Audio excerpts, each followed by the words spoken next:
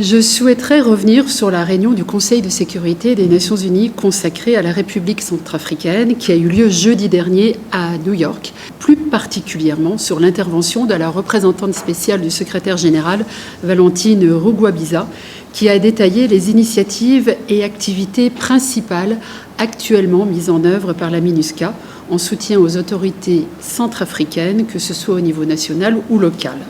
Alors tout d'abord, la gestion de la transhumance, qui, je vous le rappelle, est un pilier de l'accord politique pour la paix et la réconciliation. Nous avons déjà évoqué à plusieurs reprises la première conférence nationale de haut niveau pour une transhumance pacifique et prospère, présidée par le président de la République et le chef de l'État, et facilitée par la MINUSCA le 13 mai dernier, et au cours de laquelle d'importantes décisions ont été prises. Sur le terrain, les équipes de la MINUSCA sont mobilisées pour mettre en œuvre ces décisions. L'une d'entre elles concerne l'appui aux mécanismes locaux de prévention des conflits. Alors prenons l'exemple des préfectures de Nana Mambéré et de la Mambéré dans la région de l'Équateur, où entre janvier et juin de cette année, près de 5000 personnes, dont un tiers de femmes, ont participé à des séances de sensibilisation communautaire pour prévenir les conflits et partager des alertes précoces pour la protection des civils. Des groupes de travail ont été mis en place dans la préfecture de la Mambéré et dans les sous-préfectures d'Amadagadza, Gadzi et Sengpa Mambéré.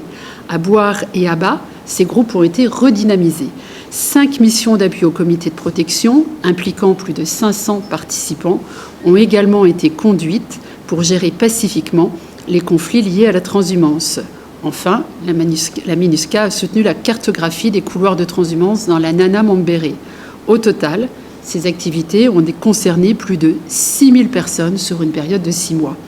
Elles illustrent l'engagement de la MINUSCA à soutenir les communautés locales dans la gestion pacifique et inclusive de la transhumance, contribuant ainsi à la stabilité et à la sécurité dans la région. Des activités similaires continueront à être menées sur l'ensemble du territoire de la République centrafricaine en soutien aux décisions prises lors de la conférence de haut niveau de mai dernier. Un autre axe d'intervention de la MINUSCA présenté au Conseil de sécurité par la représentante spéciale du secrétaire général concerne l'extension de l'autorité de l'État, que ce soit récemment à Hamdafok ou dans le Haut-Mbungu. À Hamdafok, à la frontière avec le Soudan, la MINUSCA a facilité en avril le déploiement des forces de défense nationales.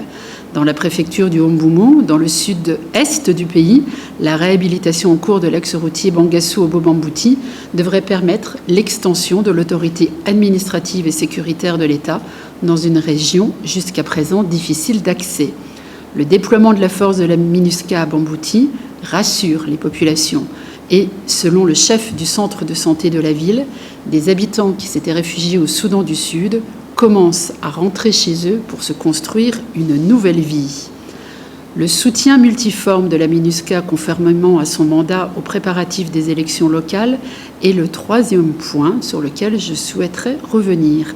Ce soutien se matérialise par un appui opérationnel, logistique, technique et sécuritaire, ainsi que la coordination de l'assistance électorale internationale. Un soutien qui passe également par l'organisation d'ateliers d'information et de séances de sensibilisation visant à mobiliser une large participation, en particulier celle des femmes, tant électrices que candidates, en toute sécurité. Et puis, pour être tout à fait complète, 2 informations supplémentaires.